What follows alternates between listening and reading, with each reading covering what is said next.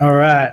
Welcome everyone to the Email Success Summit live private Q&A session. So this session should go for about 40 minutes, and we're going to be talking all about email marketing, how the summit went, any questions that you had, because everyone here on the summit call has purchased the All Access Pass or is a Small Today premium member. And so you've got access to this. We've got a few hundred people that actually purchase Upgrade and are part of the community now. It's great to see you all interacting and commenting on Facebook. So again, we're just going to be answering any questions that you have in regards to the 41 video sessions that are all in the members area. If you don't have access to the members area, it's members.emailsuccesssummit.com. If you've forgotten your password, just do the forget password reset button and you should be emailed your login details. So we're going to be basically answering any questions that you have from those sessions, doing our best. We've got a few questions that were sent to us previous to this call that were sent to us via email as well as via Facebook. So I'll be trying to answer them all. I hope you enjoyed the summit and the sessions and the expert guests that we managed to invite along, and were very generous with their time really to spend an hour with me talking email marketing and sharing their tips and strategies, which was really, really cool. So how's this going to function? There's a chat box directly below this video. First of all, just say in the chat box where you're from. I and Sarah, you can probably see her just a little bit below in the corner of this box, is from Sydney, Australia. We're broadcasting live now from there. And just tell us where you're from. Obviously your name, once you've logged into the chat box, should appear. And then any questions you've got, post them there, and I'll be answering them live here on this call. Just to give you a bit more of an introduction, if you don't know me already, if you haven't started watching any of the videos, I'm Liam Austin, the founder of Small Today. We're a community of over 100,000 small business owners, which started off as a group community on LinkedIn, and you can still find us on LinkedIn, the Small Business Network. So if you look at Small Business Network in groups on LinkedIn, you'll see our 100,000 members there. But obviously we've been focusing a lot more on the Small Today membership and the community there, and then obviously doing these live events like the Email Success Summit, as well as the LinkedIn Success Summit, and we're doing future summits as well, another one in June, September, and then December this year. So really excited about what the future holds, to be able to provide all this information and bring these experts to you guys to help you. Ultimately, our goal is to help you generate leads, sales, and profit, and specifically here today, email. So let's get into it. Sarah, I think Sarah's got our first question for us.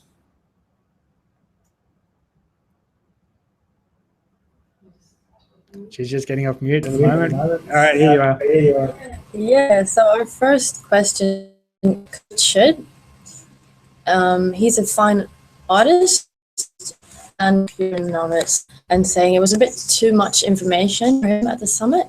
He wants to market his art online and need help in generating email leads and nourishing them and learning as I go. And he's asking if we could please direct him to the appropriate speakers to get him started. All right, so yeah, we got a few of us questions, I think, from people just saying, right, okay, there's 41 sessions here, 41 experts, where do I start? And that's why we've done it in almost a course format, where we've got 7 phases, where you can start from the very beginning of, like the foundation, basic stuff of how do I get traffic, how do I set up a lead magnet, the form, ultimately to generate those email subscribers, what does that email sequence look like, copywriting, all the way through to how do I actually sell to them, how do I make money, how often do I send, how many emails do I sell in, what's the proportion, what's the ratio there. Perry Marshall shared with us 80-20 rule, which I love. Give 80% value and then 20% sell, earn the right to sell basically. So give 4 times, and then that 5th time you can make an ask. Where do you start? I think start really right at the very beginning at phase 1, where it's like generating traffic and creating the lead magnet. Obviously, number 1, you need to start by creating the lead magnet, and start very, very basic. You can look at just with a checklist, with a guide, 1-page PDF. Really, like this is the basic stuff just to get you off the mark, and then set up the form on your dedicated website, or which hopefully is WordPress. Set up the form in there. Tie your email provider. Start off, if you're starting off with MailChimp or another provider to deliver the email lead magnet, and then start driving traffic to that landing page. If you don't want to create the landing page, if you're not good at a technical person, we use Lead Pages as well here. And we obviously had someone from Lead Pages speaking at the summit. You can sign up for them, and it's drag and drop, automatically create a landing page for you. You can drive traffic straight away to that. In terms of driving traffic, Facebook advertising is a great way to start immediately. Start testing out your lead magnet and start building up your email list. There was an email that I got, I think it was just earlier this week, where someone was asking, like, I'm struggling with just coming up with a business idea with my product. How do I position it? What do I do? And like, I asked him, do you have an email list? Do you have an audience yet to even sell this product? To ask them, are they interested in, this product service that he was thinking of creating? And he was like, no. So straight away, like, start building your audience now. Start building your email subscriber list now, straight away. Create that lead magnet, very basic. Do it all in one day, have it done, and then improve on it. Make extra lead magnets, make it more beautiful, make it more interesting, make it, ask your audience what kind of lead magnets, what kind of information they value, what do they want to read about, to see. Maybe it's a video, that's another question, and this all is obviously going through, once you get to watch through all the 41 videos. It covers the different types of content lead magnets that you can use, because people obviously absorb information in different ways, whether it's through video or PDF or audio, and that's why we give all these different options to you guys as members after purchasing the Email Success Summit. So hopefully that's answered your question. Just start right at the very beginning and work through in chronological order. Take the action steps from the action guides that we've spent time creating for you as well. Just want to make sure everyone can hear me. Just in the chat box below, if you can just say, yes, I can hear you, that would be fantastic. Means that I'm not Sarah and I are not talking to ourselves. But in the meantime, again, just keep asking your questions below as well. And I think, Sarah, we'll move on to the next question.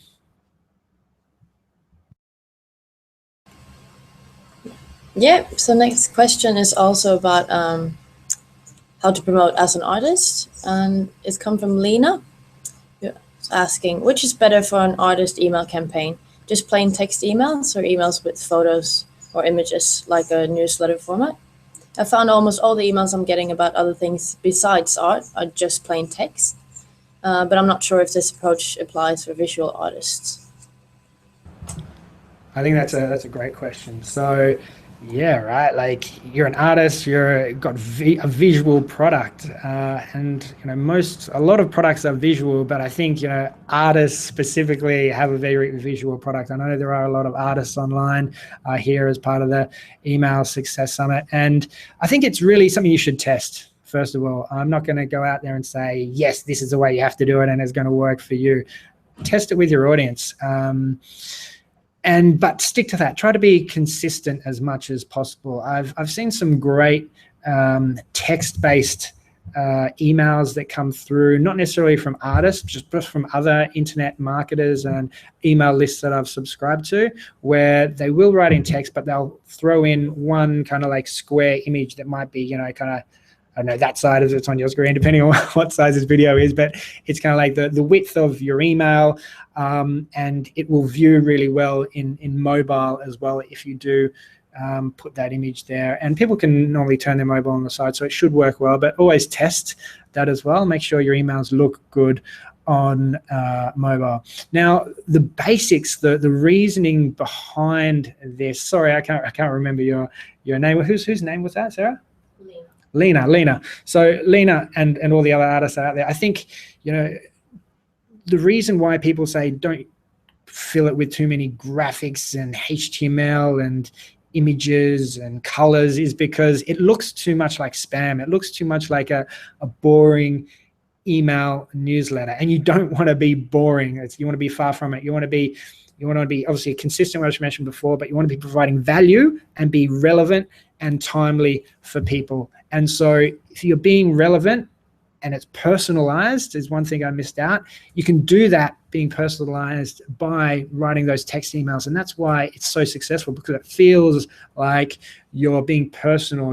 It's a unique email just to that subscriber, to that person. It's not this, generic new template of newsletter that's, you've obviously spent so much time and effort creating. Why do it? It doesn't work. It's been proven by all the other email marketers that are out there. So number one, I definitely do text, and then I would decide how I can just maybe put my images in there without, adding too much HTML. Like, don't go for two columns, just go for one column text. So there might be text in the first third, then there might be an image, then there might be some more text or something along those lines anyway. Hopefully that answered your question, but I definitely would avoid the HTML email, so you avoid looking like a newsletter, because you want to be building a relationship with your audience. You want to be personal with them, and you can do that a lot easier by writing in text form. Lena, hopefully that answered your questions. Yeah, Sarah, let's jump into the next one. Yeah, next question is from Zoe, who's wondering, is it a good idea to subscribe people to your email list automatically when they make a purchase? We've been doing this for years and have so far been spare in our email campaigning in any case. So I haven't had much negative feedback about this auto sign up, but what's the good word on this? Is this a good approach? Just a question on that. Was that in regards to a double opt-in, Sarah?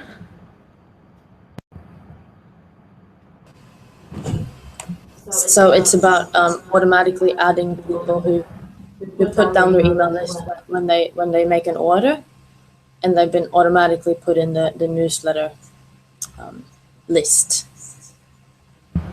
Gotcha. Okay. Sorry, I didn't necessarily introduce Sarah here, so I want to do that first. Sarah's obviously the co-founder of Small Today as well. Was obviously a big part of running the Email Success Summit, as well as the LinkedIn Success Summit and future summits as well. So those of you that don't know Sarah, I'm sure you guys already do, who've seen some of these live Q&A sessions that we've been running. But she's in the background working really hard, as well as a lot of our partners, to get the word out, to reach out to you guys, to obviously come in and join us. So someone who's ordered from you, they're a customer. Should you be adding them to your email newsletter? I can't remember who it was. It was one of the e-commerce guys, I think, that was talking about the speakers at our summit that was speaking about actually this exact topic. And from memory, it's like, yes, yeah, you want to add them to your email newsletter, and also use that opportunity, that email that you're sending them, they've purchased from you, okay? So send them an email that's relevant. Okay, here's a receipt, here's the invoice, here's the product, here's some similar, you don't miss out on that opportunity to market as well. Here's some similar products or services that other people who bought this product that you just purchased are interested in purchasing. So in terms of the e-commerce guys, the reason I mentioned that, I think, is, and that we were talking about that, was because the e-commerce players do it really well. If you look at Amazon or eBay and you purchase something, there'll always be recommendations. They'll look at your behavior on the website, and they'll send you email recommendations based on your behavior, but based on past purchases. If you have been inactive on the website, or if you haven't purchased something in X amount of time, this will be automated through their service. Now, you can, when someone says, actually purchases something, you can have the opt-in button there to get them to choose to select to opt in for your email newsletter. But I would use that, purchase as a customer where you want to keep building that relationship with them. I'm sure you do and they do. I would create a series or a campaign of emails that happens after that purchase. Okay, they've purchased from you. Maybe if they haven't ever gotten your emails, tell them a little bit about who you are and what you stand for and the value that you present, and that they can unsubscribe at any time by the link that will be in every one of your emails automatically from MailChimp or GetDrip or Infusionsoft, Ontraport, Aweber. So do that in that second email. Tell them a little bit about who you are, get personal with them, try to connect with them on that level, and then also let them know, hey, I'm going to be sending you regular emails, but there is always the option to opt out if you don't find these valuable. But these are the kind of valuable stuff I'm going to be sending you. And make sure every single time you do send value in your emails too, and then put them through a sequence where that you give them relevant emails and consistent value over maybe 3 or 4 emails, maybe over a few weeks, so that they get to know you, get to know who you are, and find your information valuable. And then there's always an unsubscribe link at the end of the email. So if they decide they don't want to be part of your email list, they don't want to purchase anything else from you, I mean, they've purchased from you again, so there's a high likelihood, more than anyone else, that they're going to purchase again. So I would add them to the newsletter. I don't want to miss out on these people, because these people are going to be, as I said, repeat purchases. So the best way to kind of pull them back in is via email. So I just set it up in the right way, set up that email sequence so that they get to know you, build rapport with them, that credibility and trust. So they're more than happy to get your emails and can unsubscribe at any time.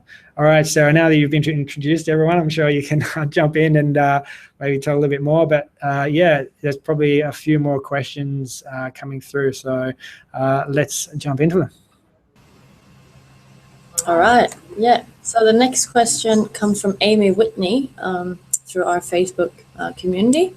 And she's wondering about split testing. She says, I would like to know more about how you manage your split testing related to email marketing in a way that also considers other aspects of marketing efforts. With so many moving parts that affect conversions outside of email marketing, I feel like my head is spinning trying to figure out how to isolate and measure one element. So I would love some insight in your way of managing this. Okay, yeah, so many moving parts. Email can get really, really complicated. I think Andre Chaperone was telling us about, he loves his campaigns, right? His sequences. He doesn't do email blasts or broadcasts, as they're commonly known. He does sequences, so he puts people through a storyline, and he does that so he can control the storyline, just like we were talking about a minute ago in regards to someone who's just become a customer. Put them into a sequence. He's got hundreds and hundreds, if not thousands, of sequences going on, so it can get super complicated. And if you're just starting out, start off with one sequence with 4 to 7 emails. There's a great email sequence, a welcome sequence that Nick Quick goes through. They can obviously talk to you about how to set that up and a great structure for that. And just start basic, okay? So it sounds like you're a little bit more complicated. I know I've chatted to you about this in the Facebook group, and anyone that wants to join in this conversation further, jump into the private Facebook group for Email Success Summit. Create just one foundation, one base, and then, one base kind of email or test, right? So that's the A, and then you've got a B variation on the A, and only have one variation. So say you're testing an email and you write the email, but you decide to do a PS at the end with a call to action. That's your base A. Do the B, take away the PS, get rid of it completely. See how that changes engagement, changes sales. Ultimately, you want to be tracking sales. Like every single one of the speakers were like, okay, yes, open clicks, all that kind of thing is great, but the one measurement you should be measuring is sales, revenue, obviously profit, probably at the end of the day. So every single time you're doing tests, don't do this base test of A and then do the base test of the variation test of B, and change 3 or 4 different things, because you don't know what the 3 or 4 things that you change actually had the impact to make that difference, whether it worked or not, So have that base A variation, and then for B, C, D, E, just change one thing off the base A. So everything, B, C, D, I don't know if that's a good kind of analogy here, but C, D, E, F, G, H, all those variants should be just one change away from the A variable in the A/B test. Okay, so that means that every single point that you've done around here can be measured back to this base foundation step, that variant A. And you can go into a bit more detail in the Facebook group, so maybe check that out. But you want to be able to measure each of these things and identify exactly what the change was that made the impact, that made that improvement in your sales numbers, right? So if you're changing multiple things like in your email, then on your website, and on your shopping cart, on the actual product color, like, or the pricing, like you change all these variants, you're just like, oh, do you know what? We sold lots more this week. Was it the email that was just, the copy was written really, really well, and that we targeted the right audience? Or was it that, you know, we changed the price? What was it? And you don't know if you don't have that base variant that you can compare all these different variations to. So make sure there's always that base variant and make one change for each of those variants. Hopefully that explained it pretty well, but we can go into more detail in the Facebook group.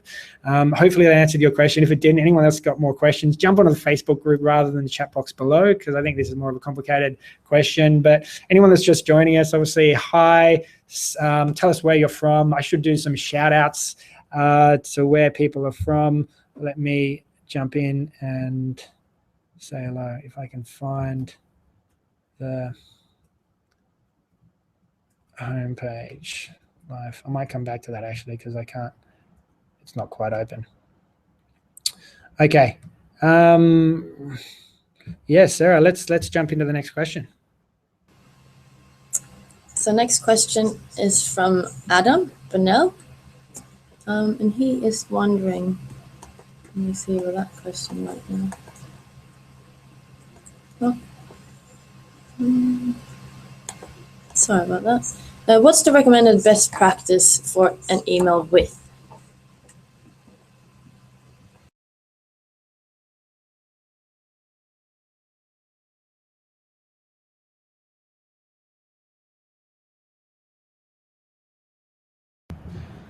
Okay, so that question, I just got a little bit distracted there.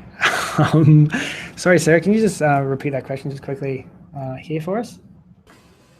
Yeah, so Adam is wondering about the recommended best practice for email width. Gotcha. Okay, so email width. Recommended best practices, anywhere between 600 to 800 pixels wide. 600 to 700 is preferable. Towards 600 is even better, but there's a discussion in the Facebook group as well about this. This is probably where the question stems from. So you want the basics behind this, the foundation reason behind this question is you want your emails to look good on every device, from a huge desktop computer screen to a movie theater, obviously not that size, but where's people constantly reading? So it's a desktop, it's their laptop, it's their mobile phone, maybe it's their iPad or tablet. So look at the standard sizes of the width of mobile as well as the iPad. And I can't remember off the top of my head, but this is posted in that Facebook discussion in the Email Success Summit Facebook group. And there's a recommended size. It was 600 and something pixels wide, which basically formats really, really well for both mobile, tablet, laptop, and for desktop. 640. All right, Sarah. Awesome. Thanks. Yeah, Sarah's just informed me. Excuse me. It's 640 width. Pixels is the optimal width, but don't worry about it too much. I mean, the technology, the software these days is very savvy and can automatically update. So don't make it too thin. Don't make like it's just almost ridiculous when you see those emails that come through the width of a mobile phone, but yet you're reading it on your desktop or laptop computer, and you're reading down this really narrow text email that just like, I know this is not personal. I know this is coming from a email newsletter service, and it just doesn't have a good feeling about it. It doesn't build that credibility and trustworthiness with the audience. So try to avoid that. Try to stick to around the 600 to 700 pixel width if possible. And normally, if you're with any of the kind of top email service providers, that should automatically be set for you. If not, maybe question them why it's not automatically set that way for everyone, because they should be doing right by you by looking after you with that width. All right. Yeah, Sarah, let's maybe jump into the next question. Yeah. So next question is from Florine. He's wondering about something a bit more maybe advanced. He says, I've started seeing a lot of discussions about DMARC, which my CEO mind immediately understood as an email optimization technique, which helps the ISPs to easily understand basically what's going on and rank your email better so that it gets you to actually reach the inboxes that you want to reach. Do you have any idea how to set this up? Okay, DMARC. All right, there was a really good article that I posted in regards to how DMARC works. Basically, to explain what DMARC is, well, it's actually, I'll read it out. Domain-based message authentication, reporting, and conformance. Now, confusing, right? Like, don't worry too much about this, but if you are an email marketer and you want to make sure you're reaching your whole audience, that's a really good way to go about making sure that your emails are being received by the recipient, so the actual software that they're using, whether it's Gmail, Yahoo, Hotmail, Outlook, or some other service. So what do you need to look at in terms of that? I'll just read out. DMARC ensures that legitimate email is properly authenticated against established DKIM and SPF standards, and that fraudulent activity appearing to come from domains under the organization's control is blocked. Okay, 2 keys for DMARC are domain, alignment, and reporting. So basically, this SPF check and the DKIM, those 2 standards really make sure that the email that you are sending is actually coming from you, and they track that it's coming from you and not from some spammers trying to spoof your address. And they'll track that and look at your deliverability rates based on your authority and rating in that standard, in that system. So make sure that, let's just have a look here.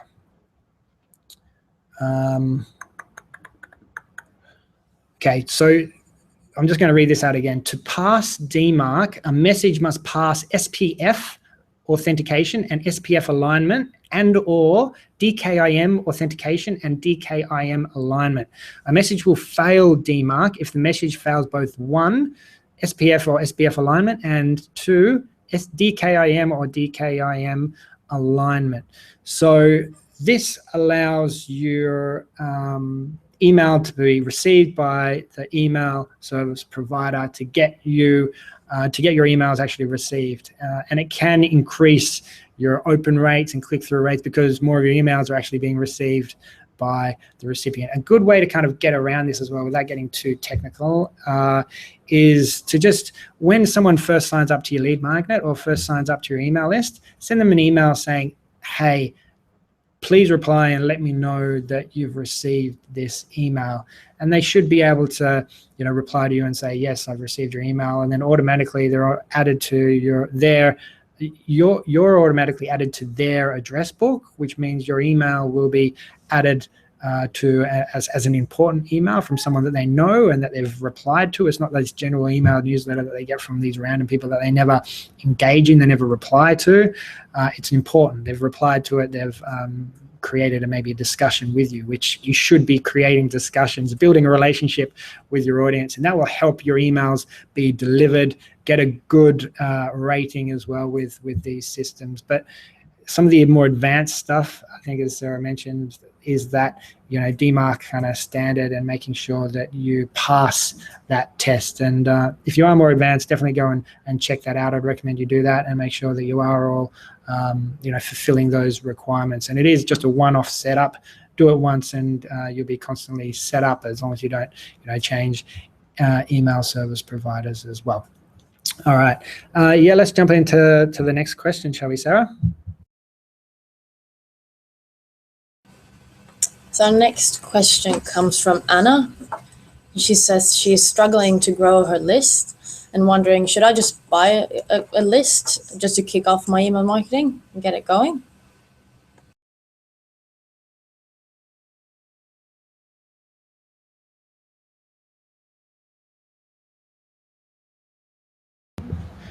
All right. Should you buy a list? No. Short answer. Don't go out and just buy a list. Why? Because this could hurt your deliverability rates, which means that where's this email list coming from? How many other people have bought this list and just spammed like thousands of emails to this list, and now these people are getting spammed by all these emails that they don't want to receive? Why do you want to be part of that group? And why will that affect your deliverability? We went through this with the deliverability session of Email Success Summit, so you can go check that out. I was talking to the deliverability expert from Ontraport, where the receivers of this email are able to actually put a fingerprint on those emails and say, okay, look, there's an email going out to all these email addresses. It seems like this email list has been sold or is receiving a lot of spam. Anyone that comes through with that fingerprint of going to all those same email addresses all at once with that same subject line, same email, someone has also bought that list. It's probably spam. Let's throw it in the spam folder and let's mark that domain sender as spam as well. So it's going to affect your deliverability. So don't go out and buy a list. That would be my general rule for that. Number one, I think you want to just be building a relationship with your audience, right? And if you're sending them spam in that way, it's not necessarily the best way to go about it, unless you can, you found them from, LinkedIn, they've connected with you on LinkedIn, and you can add them to your email list and create an engagement email sequence. Make sure that you make it obvious to them what you're doing and be honest and upfront and be yourself about that. Give them the option to unsubscribe straight away, even be upfront and tell them to unsubscribe, because you don't want to be sending to people that don't want to be in your email list anyway, that aren't opening, clicking, aren't buying from you. Get rid of those guys anyway. So should you buy an email list? Short answer is no. We've gone for probably about 40 minutes now. How many more email? Just we'll move on to the next question. But Sarah, I'd like to kind of ask, how many kind of more questions do we have? Because we don't want to just be stretching it on for too much longer.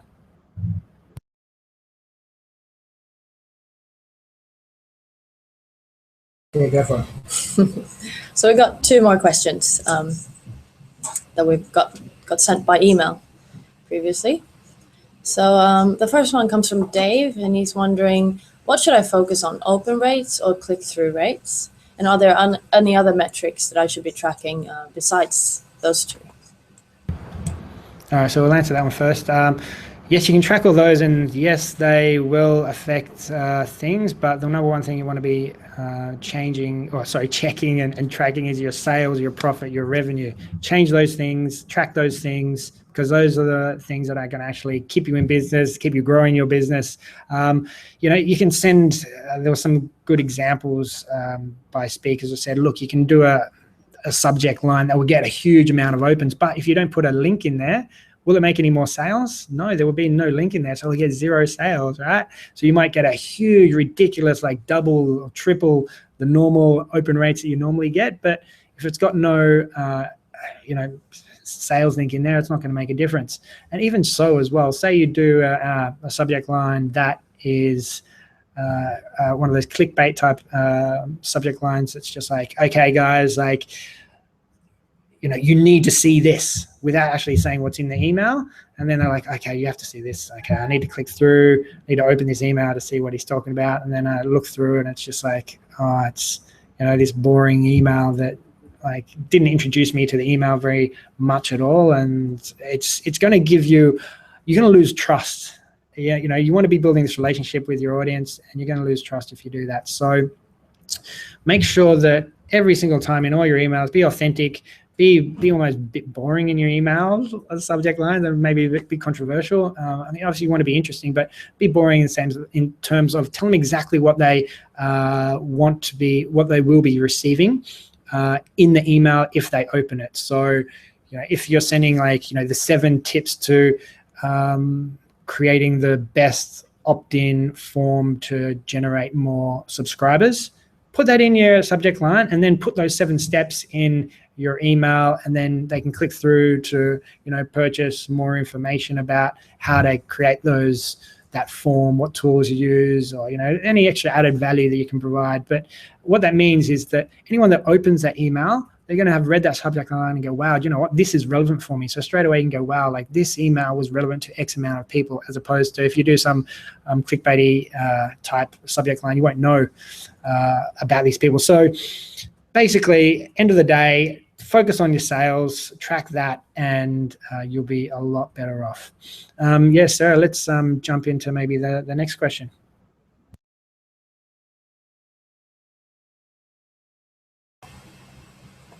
Yeah, next question comes from Janice, wondering how many links is too many in an email?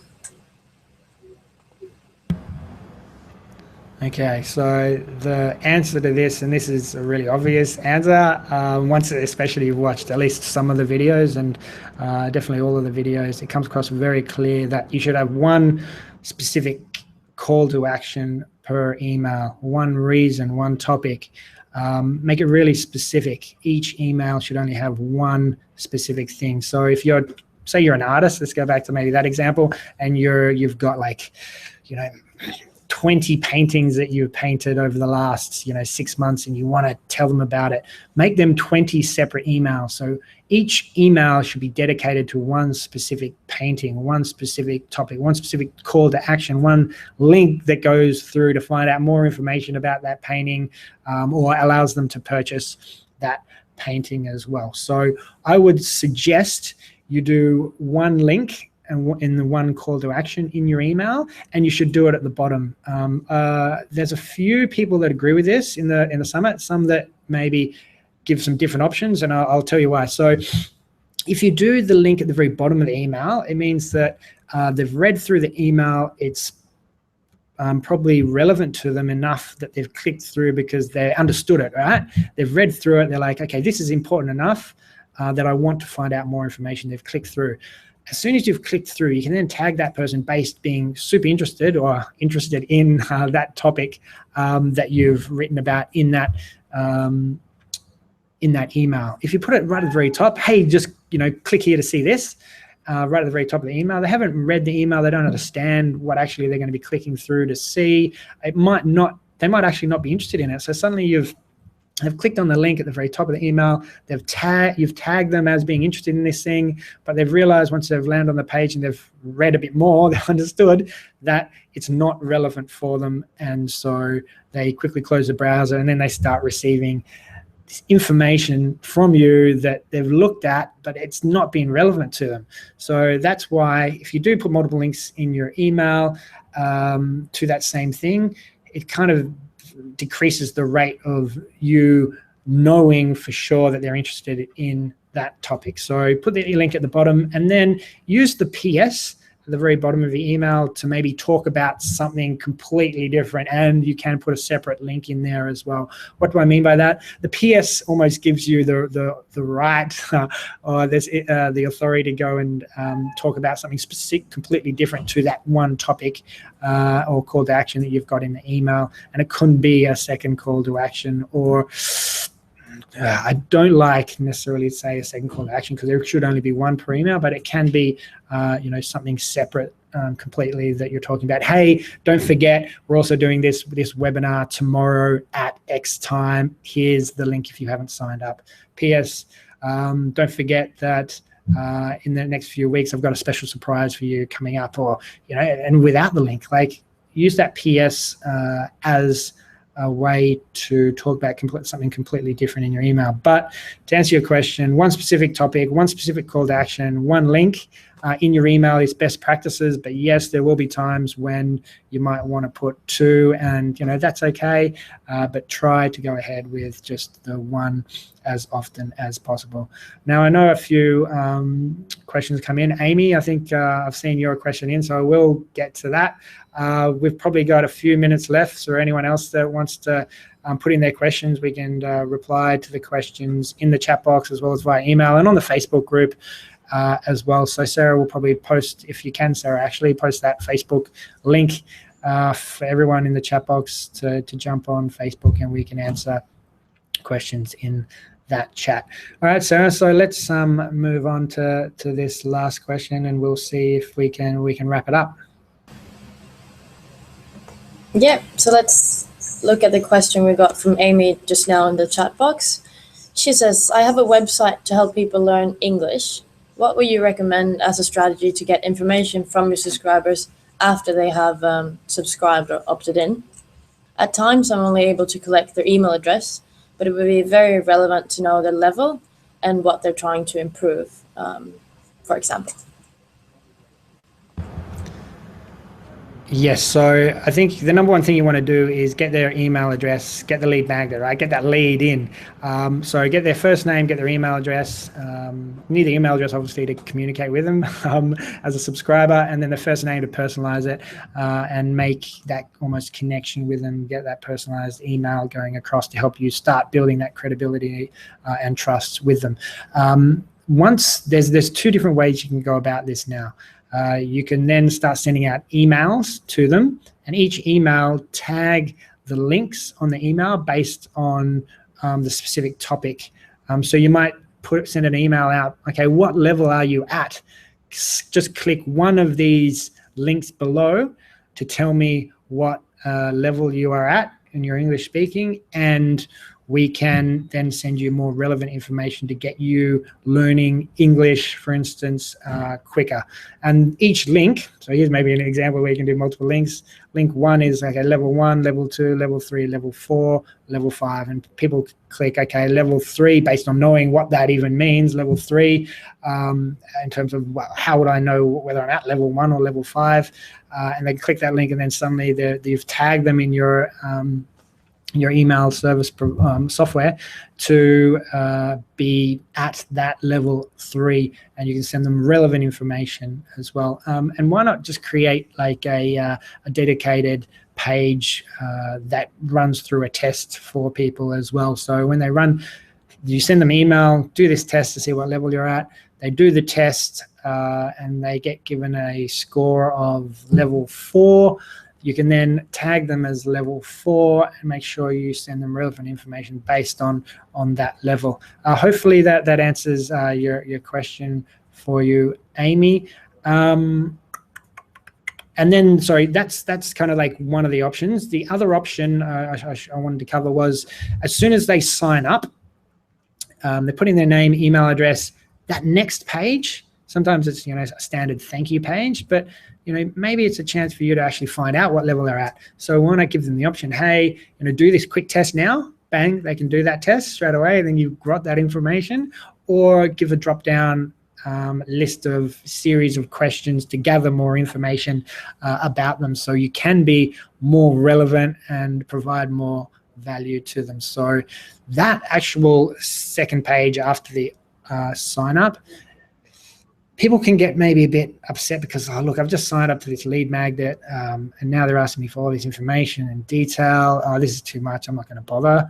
But you have collected their email address already, so like this is really good. You've got that. That's why we always put it on a second page. But people might just leave that page and not answer it at all, and that's okay. You can gather that via email, but if they do, then you've got more relevant information about them and can send more relevant information to them. Sarah, how are we going? I think we kind of might need to wrap things up here. Do we have many more kind of questions coming through, or can we answer them via Facebook? Yeah. Okay, cool. All right, everyone. Well, yeah, thanks very much for joining us and attending us and being part of the Email Success Summit. Really appreciate you joining us for it. Hope you've learned a lot, got a load from it. join us in the Facebook group, the Email Success Summit private Facebook group, as well as the videos. And from Sarah and I, just thanks very much again, and look forward to seeing you inside obviously the membership area and the Facebook group, and at our next summit, the Instagram Success Summit on the 7th to 10th of June. If you go to instagramsuccesssummit.com, you'll be able to register and get your free pass to that event. You're the first to hear about this. We haven't mentioned this to anyone else yet. We're still lining up the speakers, but we've got some amazing speakers who are making some serious money off Instagram, and these people are, selling products and services online. Real life products and services, from fashion to fitness to B2B type products as well. So really excited about this. I look forward to seeing you guys there, and yeah, goodbye everyone.